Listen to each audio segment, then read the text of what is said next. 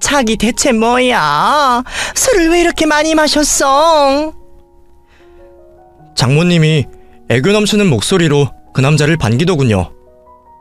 장인어른 앞에서는 한 번도 보인 적 없던 환한 장모님의 미소를 보며 저는 둘의 관계를 확신할 수밖에 없었습니다. 나 좀 술 많이 먹었어. 취한다. 그러게 뭘 그렇게 많이 마셨어? 어디 갔었어? 몰라. 그냥 어디 갔지? 기사님, 이 사람 어디서 오는 길이에요? 갑자기 제게 질문을 하는 장모님 때문에 저는 너무 놀라 심장이 떨어지는 기분이었지만 티는 내지 않았습니다. 예? 어디서 오느냐고요? 예. 저 강남에 있는 술집입니다. 겨우 목소리를 변주하여 한마디를 하면서도 혹시나 내 목소리를 알아들으실까, 나를 알아보실까 겁이 났지만 다행히 장모님은 저를 전혀 알아보지 못하셨습니다. 그리고는 둘이서 만담을 하듯 얘기를 떠들더군요. 뭐야, 거길 갔어? 아니, 거기가 얼마나 비싼데 거길 가서 술을 마셔? 나 기분 좋아서 좀 마셨지. 어차피 곧 큰 돈 들어올 텐데 그 정도가 대수야? 당신 남편 죽으면 돈 들어올 거라며. 그 재산이랑 보험금만 몇 억인데 이 정도 술값이 대수야? 그래, 다음에는 당신이랑 같이 가자. 순간 저는 머리를 한 대 얻어맞은 듯 충격을 받을 수밖에 없었습니다. 장모님 남편이라면 저희 장인어른이실 텐데 그럼 이 남자가 말하는 남편의 재산과 보험금이 저희 장인어른의 돈일 테니 말입니다. 무슨 로또라도 돼서 운에 넘치는 사치를 하고 다니는가 했더니 이 사람이 믿을 구석이 있기는 했던 모양입니다. 장모님과 이 남자의 관계를 의심하면서도 이 남자를 보며 장모님께 얹혀 사는 기둥서방 같은 게 아닐까 생각은 했었는데 정말로 이 둘의 관계를 보니 제 예상이 한치도 틀리지 않았구나 하는 생각을 할 수밖에 없었죠. 하지만 장인어른에 대한 이야기가 나올 줄은 상상도 하지 못했습니다. 별거하신 지 오래되셨으니 애인이 있을 수는 있다 생각했었지만 설마 아프신 장인어른을 두고 이러실 줄은 몰랐네요. 바빠서 간병도 못 도와주신다던 분이 애인과 이런 시간을 즐기고 있을 줄은 몰랐기에 저는 장모님의 이중생활에 큰 충격을 받을 수밖에 없었죠. 하지만 더 놀라운 일은 장인어른의 이야기였습니다. 장인어른이 돌아가시면 유산이야 조금 있겠지만 보험금이라니 그건 또 무슨 이야기인가 싶었죠. 저희가 알기로 장인어른 앞으로 사망보상은 없는 걸로 알고 있었거든요. 모든 것이 혼란스러웠던 저는 서둘러 그 자리를 피할 수밖에 없었습니다. 아니나 다를까 장모님이 혹시나 싶었는지 제 앞에서 그 남자의 입단속을 시키는 걸 보니 그 얘기를 듣고 있던 게 저라는 게 밝혀지면 장모님이 가만히 있지 않을 것 같다는 생각이 들었어요. 그래서 저는 정체를 들키기 전에 서둘러 자리를 뜨는 수밖에 없었습니다. 그럼 저는 가보겠습니다. 감사합니다. 다행인지 저를 끝까지 알아차리지 못하는 장모님 덕분에 저는 아무런 위험 없이 그 집을 벗어날 수 있었습니다. 그리고 한참 동안 쉬지 않고 뛰어서 그 동네를 벗어나게 되었죠. 너무 큰 충격을 받아서인지 그날은 도저히 더 일을 할 수가 없었던 저는 막차를 타고 집으로 돌아가게 되었고 이미 잠들어 있는 아내의 얼굴을 보며 어렵게 눈을 붙이려 했습니다. 하지만 아까의 그 일들이 너무 생생해서 도저히 잠이 오지 않았죠. 보험금이 대체 무슨 이야기일까 곰곰이 생각해보던 저는 오래전의 일이 떠올랐습니다. 저와 아내가 결혼하던 그때에 장모님을 만나고 나서 벌어졌던 그 일 말이죠. 그때 장모님은 저 모르게 제 동의도 얻지 않고 저를 보험 상품에 가입시켜 두셨습니다. 저는 서류 한 장 받지 못했지만 보험 설계사인 장모님 혼자 일을 벌이셨죠. 우연히 제가 가입한 적도 없는 보험이 있다는 걸 알게 된 제가 그게 장모님 짓이라는 것을 알고 그때 일로 아내가 장모님과 크게 싸워서 난리가 나기도 했었습니다. 결혼식에 부르지 않겠다며 한바탕 소동이 있었죠. 그 와중에 장모님은 제 탓이라며 미안하다는 말 없이 보험 해약만 하셨고, 저도 좋은 게 좋은 거라 생각하며 그 일을 더 문제 삼지는 않았었습니다. 그런데 그 생각을 하자 저는 장인어른에게도 당사자가 모르는 보험이 있을지 모른다는 생각을 할 수밖에 없었어요. 그 생각을 하니 장모님의 모든 행동들이 다 의심스러워지더군요. 굳이 제게 부탁하시면서까지 가족들과 다시 가까워지고 싶다고 하셨던 것도 이상했죠. 그때야 나이가 들고 세월이 흐르니 가족의 정이 그리우신가 보다 생각했지만, 그 가족들 몰래 어린 애인까지 두고 사시는 장모님을 알고 나니 그분이 과연 아내와 장인어른을 생각이나 하고 계실까 의심이 들었습니다. 그날 밤새도록 저는 그 고민에 잠을 이루지 못했습니다. 누구보다 빨리 아내에게 상황을 알려야 한다는 걸 알면서도 그 일로 또다시 어머니에게 상처를 받게 될 아내의 걱정에 쉽게 입이 떨어지지 않았어요. 결혼하고서야 친정엄마의 사랑을 받아본다며 좋아하던 아내였는데, 지금도 장인어른이 쓰러지시고 바빠서 간병을 도와주지 못하신다는 장모님의 말을 철석같이 믿고 있을 아내에게 제가 본 일을 어떻게 쉽게 전할 수가 있을까 싶었습니다. 출근을 해서도 하루 종일 고민만 하다가 일도 손에 잡히지 않고, 이럴 거면 그냥 빨리 얘기를 하는 게 낫다 싶었죠. 결국 저는 회사에 반차까지 내고 집으로 다시 돌아올 수밖에 없었습니다. 어머, 당신 이 시간에 웬일이야? 근처로 외근이라도 나온 거야? 아니야, 나 오늘 반차 썼어. 반차? 반차는 왜? 어디 아픈 거야? 아니, 그게 아니라 당신한테 꼭 해야 할 이야기가 있어서. 얘기를 할 거면 퇴근하고 저녁에 하면 되지. 뭐하러 반차까지 냈어? 고민하다 보니 머리 아파서 일이 되지도 않고, 당신한테 얘기할 거면 조금이라도 일찍 얘기해야 할 것 같아서.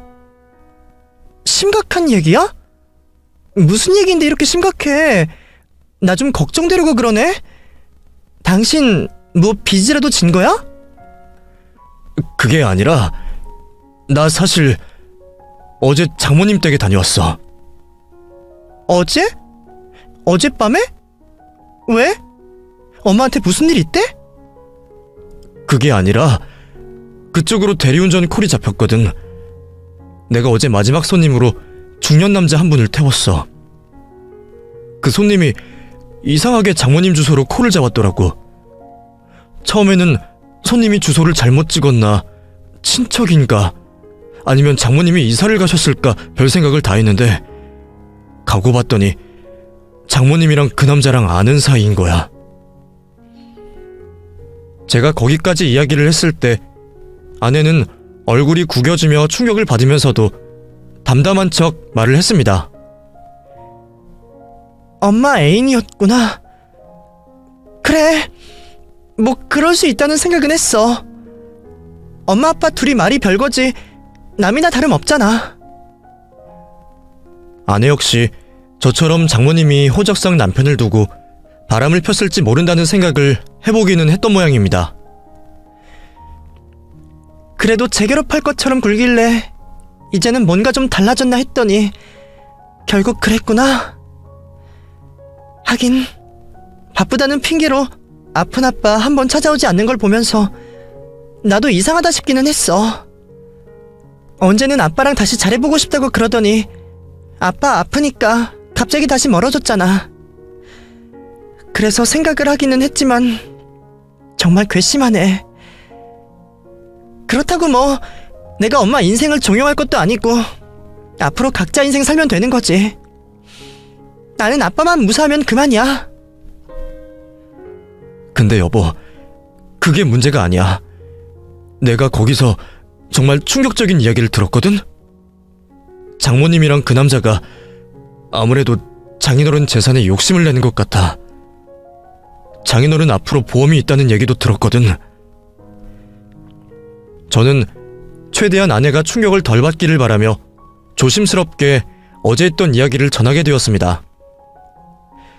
제가 장모님 집으로 콜을 받고 당황했던 것부터 내비게이션에 찍혀있던 주소들과 사치의 흔적들, 그리고 얼굴을 가리고 그 집 대문을 열고 그들이 나눈 대화를 들은 것을 전하며 저는 짐작이지만 제가 생각하는 의심을 아내에게 이야기했습니다. 전에 장모님이 내 동의 없이 보험 들었던 거 기억나? 그때 당신이 장모님 결혼식에 안 부를 거라고 싸우고 그랬었잖아. 그때도 장모님이 그러셨는데 그럼 2번도 가능하지 않을까? 어쩐지. 사실 전에 엄마가 아빠한테 보험 가입하라고 얘기를 꺼낸 적이 있었어. 당연히 아빠는 보험 같은 거 뭐 필요하냐고 됐다 그랬지만 엄마가 엄청 끈질기게 얘기를 했었거든. 죽으면 자식한테 물려줄 돈은 있어야 하지 않겠냐고 그러는 소리를 내가 듣고서 나도 아빠 죽고 받는 돈 필요 없다고 막 화를 냈었어. 그래서 이야기는 더 못했지만 그 얘기만 봐도 엄마가 무슨 생각이 있기는 했다 싶었지. 제가 몰라서 그랬지 그 전에 이미 보험 얘기로 식구들 간에 다툼이 있었던 모양이었습니다. 장인어른 성격에 보험을 들려고 하셨어도 장모님에게 들지는 않으셨을 테고 아내 역시 사망보험금 운운하는 장모님께 동의하지 않았을 겁니다. 그래서였을까 장모님이 혼자 그런 일을 벌였을 수도 있겠다는 생각이 들었죠. 결국 저희는 아버님 앞으로 들어있는 보험을 확인하기 위해 알아보기 시작했습니다. 그리고 정말로 장인어른 앞으로 보험이 들어있다는 사실을 알게 되었죠. 그런데 이상하게도 그 보험은 보통의 보험들과 많이 달랐습니다. 실질적인 질병으로 보상받을 확률은 현저히 적은데 사망 시에 나오는 보험금만 큰 사망보험이더라고요. 그걸 보면 처음부터 가입할 때 사망보험을 탈 작정으로 가입이 되어 있다는 게 확실해 보였습니다. 심지어 가입 시기를 보니 장인어른이 쓰러지기 몇 달 전인 것으로 보아 장인어른의 건강이 나빠지는 걸 보고 보험을 가입시킨 게 아니었을까 싶은 생각이 들었습니다. 가족들도 아무도 모르고 당사자도 모르고 있던 보험을 누가 가입시켰을까 하는 것은 찾아보지 않아도 확실한 일이었지만 역시나 범인은 장모님이셨네요. 그리고 그 보험의 수혜자 역시 장모님이셨습니다. 그 사실에 저희 부부는 소름이 돋았습니다. 대체 뭘 원해서 이런 일을 벌였을지 가족들 몰래 이런 일을 꾸민 장모님이 무서워지기까지 했죠. 뒤늦게 사실을 알게 된 저희는 상황을 해결해보려 노력했지만 장인어른이 저렇게 누워 계신 상황에서는 할 수 있는 일이 아무것도 없었습니다. 죄다 본인이 직접 하지 않으면 안 된다는 말뿐이라 직계가족인 딸조차도 할 수 있는 일이 없더라고요. 그렇게 알아다니다 보니 저희들은 더 무서운 일을 알게 되었습니다. 장인어른이 언제 회복하실지도 모르는 이 상황에 지금 당장 보험금만이 문제가 아니라는 것을 말이에요. 엄마 아빠가 아직도 혼인관계잖아. 그럼 아빠가 죽고 나면 엄마가 아빠 재산을 받게 된대. 심지어 나보다 많이. 뭐? 아니, 제대로 된 혼인관계도 아니고 서류상으로만 부부인데 그런 게 어디 있어? 법이 그렇대. 별거 중이던 재혼이던 일단 법적으로 부부라면 배우자가 1.5의 재산을 가져간다는 거야. 자식들은 일식 받게 되고. 그러니까 아빠가 이러다가 갑자기 돌아가시기라도 하면 나는 엄마한테 아빠 재산을 더 많이 내줘야 하는 거야. 거기다가 아빠 앞으로 들어있다는 사망보험까지. 엄마가 들은 거라 아빠 동의 없이 해지도 못 시킨다고 이러는데 이걸 어떻게 해? 그제서야 저는 혼인관계를 끝까지 유지하려 하셨던 장모의 큰 그림을 깨달을 수밖에 없었습니다. 법적으로 혼인관계인 장모님이 계신 이상 자식인 저희는 장인어른 대신 어떤 것도 할 수가 없었어요. 이대로라면 정말 아내 말대로 장인어른에게 아무 도움도 되지 못한 장모님 혼자 욕심을 챙기게 되는 일이었습니다. 돈도 돈이었지만 그보다는 사람 마음 문제였죠. 나 엄마가 아빠 돈 가져가는 꼴은 못 봐. 아빠 목숨값 받아가는 것도 못 보고. 차라리 그 돈 다 버리면 버렸지. 그 여자가 아빠 덕에 잘 먹고 잘 사는 일은 절대 못 보겠어. 정말 그런 상황이 벌어진다면 장인어른 역시 죽어서도 편히 눈을 감지 못하시겠구나 싶은 생각에 저희들은 어떻게든 상황을 해결해보려 노력했습니다. 그러다가 성년 후견인 제도라는 게 있다는 걸 알게 되었죠. 부모 자식 간이라도 특정 상황에 놓여있을 때는 자식이 부모의 후견인이 되어 대리인이 될 수 있다는 거였어요. 그 사실을 알게 된 저희는 그제서야 조금 빛이 보이는 기분이었습니다. 물론 성년 후견인이 되는 일도 쉽지는 않았지만 지푸라기라도 잡아야 할 수밖에 없었기에 저희들은 마지막까지 어떤 노력도 할 준비가 되어 있었습니다. 결국 반년이나 걸려 성년 후견인 심사가 끝났고 비로소 아내는 장인어른의 대리인이 될 수 있었습니다. 반년이 짧은 시간이 아니다 보니 하루하루가 급한 저희에게는 너무 긴 기다림이었지만 그렇다고 해서 저희가 그 시간 동안 넋놓고 있던 것은 아니었습니다. 저희는 그동안 더 큰 계획을 세우고 있었어요. 결국 성년 후견인이 되기로 한 것도 장인어른과 장모님을 이혼시키는 것이 목적이었기에 이혼을 하기 위한 준비를 해야 했죠. 저는 대리운전을 다니며 틈틈이 장모님을 쫓아다녔고 그 사이 장모님이 애인과 동거 중이며 불륜관계라는 증거들을 모아두었습니다. 이미 같이 살고 있는 것이 확실했기에 크게 힘든 일은 없었지만 그 사이에 혹시라도 장모님에게 덜미가 잡혀 무슨 일이 나지는 않을지 불안함에 떨며 지내야 했었어요. 그래도 무사히 증거를 잡았고 저희는 차근차근 이혼 준비를 시작하게 되었습니다. 어쩌면 장모님이 애인을 만드신 것이 정말 신의 한 수였습니다. 아무리 성년 후견인이 된다 해도 대리인이 이혼 소송을 하기가 쉬운 일은 아닌데 이럴 경우 확실히 이혼 성립이 될 수 있는 요건들이 중요하다고 하더군요. 그 중에서 가장 쉬운 방법이 바로 배우자의 외도였습니다. 장모님의 외도 정황만 확실하면 일은 쉽게 풀릴 수 있기에 저희는 그제서야 조금 불안한 마음을 내려놓을 수 있었죠. 덕분에 지난 반년간 아내와 저는 정말 정신없이 지내야만 했습니다. 아내는 누워 계시는 장인어른 챙기면서 성년 후견인 일로 여기저기 뛰어다녔고 저는 혼자 돈 벌러 다니면서 장모님의 뒤를 캐고 다녔죠. 그전에도 장인어른 병원비 때문에 대리운전까지 하며 버거운 삶을 살았으니 일이 늘어서 더 바빠진 건 당연한 일이었습니다. 그래도 제 가족 일이니 당연하다 생각했는데 아내는 그게 늘 마음에 걸렸던 모양이었어요.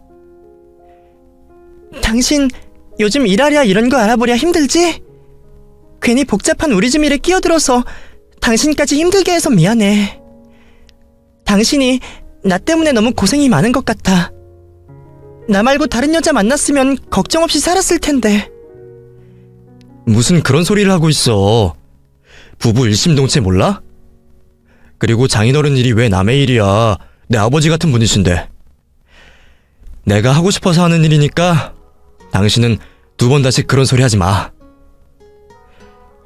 그래도 저희들은 서로가 있었기에 여느 때처럼 힘든 이 시기를 잘 이겨낼 수 있지 않았나 싶었습니다. 아무리 힘들고 슬퍼도 위로해줄 서로가 있었으니까요. 그래서 저는 더더욱 장모님을 이해할 수 없었습니다. 가정을 꾸리고 책임을 지는 일 없이 자기 멋대로 살더니 가장 힘들고 취약할 때 이런 식으로 가정을 이용하려 하다니 말이죠. 애인 만들고 가족 등쳐먹을 생각을 하는 장모님을 떠올리면 저는 장모님이 원망스럽기만 했습니다. 그래서 꼭 법이 저희의 편이었으면 좋겠다고 생각했죠. 결국 모든 준비가 끝이 나고 저희는 곧바로 이혼 소송을 걸게 되었습니다. 아마 장모님은 이혼 소송장이 날라올 거라고는 상상도 하지 못하셨겠죠. 누워 계신 장인어른이 갑자기 벌떡 일어나실 일은 없으니까요. 그렇게 법정에서야 다시 만난 장모님은 저희가 벌인 일을 보며 경악을 금치 못하셨습니다. 네가 어떻게 이럴 수가 있어? 네 아버지도 가만히 있는데 니들이 뭐라고 우리를 이혼시킨다는 거야? 아빠가 멀쩡했으면 엄마도 큰일 났을 거야. 엄마가 아빠 앞으로 보험 들어놓고 불륜 저지르고 다닌 거 보고 가만히 있었겠어? 불륜이라니. 너 말 조심해라. 인연이 딸년이라고 잘 봐줄랬더니 아주 지 엄마 알기를 우습게 알고 있어. 엄마야말로 나를 딸로 생각한 적이나 있었어? 그동안 엄마가 나한테 어떤 엄마였는지 이제는 너무 잘 알아. 뭐? 낳아준 것만으로 감사하게 생각해야지. 이게 지금 어디서 소리를 질러? 나 지훈이 낳고 몸조리 할 때도 엄마 좋아서 챙겨준 거 아니지? 나 좀 챙겨주고 이 사람한테 돈 받아갔다며. 그런 줄 알았으면 나도 그냥 사람 쓸 걸 그랬어. 그나마 친정엄마라고 딸 걱정돼서 챙겨준 줄 알았더니 설마 돈 바라고 그랬을 줄은 몰랐네. 그동안 엄마 노릇하고서 대가 치를 만큼 치렀잖아?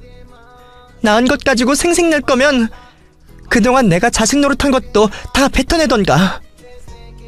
우리 사이 계산은 이미 다 끝났어. 그러니까 이제 아빠 등쳐먹을 생각하지 말고 제발 꺼져줘. 하고 싶은 말을 다 뱉은 아내는 조금은 개운해 보였습니다. 그리고 조금은 슬퍼 보였죠. 누구보다도 친정엄마의 정을 그리워했을 아내였기에 오만정이 떨어진 지금에도 씁쓸한 마음은 어쩔 수 없을 겁니다. 그걸 잘 알고 있던 저는 그저 말없이 아내를 위로할 수밖에 없었네요. 그래도 다행히 법은 저희의 손을 들어주었습니다. 이혼 소송은 다른 변수 없이 잘 끝이 났고 아내는 끝까지 장모님에게 받아낼 것을 받아내겠다며 상간남 소송까지 진행을 했습니다. 상황이 워낙 특수하다 보니 어려울 거라 생각했지만 혼인관계를 유지하며 불륜을 저지르는 건 역시나 잘못이었는지 이번에도 저희가 이겼네요. 저희들에게 제대로 뒤통수를 맞은 장모님은 저희를 가만히 두지 않겠다고 난리였지만 이번에도 아내는 참지 않았습니다.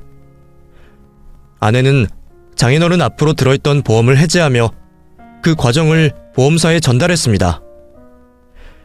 장모님이 남의 신원정보를 도용해서 불법으로 보험금을 편취하려 했다는 거였죠. 그래서 결국 장모님은 보험사에서 잘리게 되었다고 들었습니다. 그리고 들어있던 보험도 없는 일이 되며 그동안 장인어른 모르게 자동 납입되었던 돈도 전부 돌려받았죠. 솔직히 보험에 관련해서는 저희들도 고민이 많았습니다. 수혜자만 바꾸면 저희가 이득을 볼 수도 있었거든요.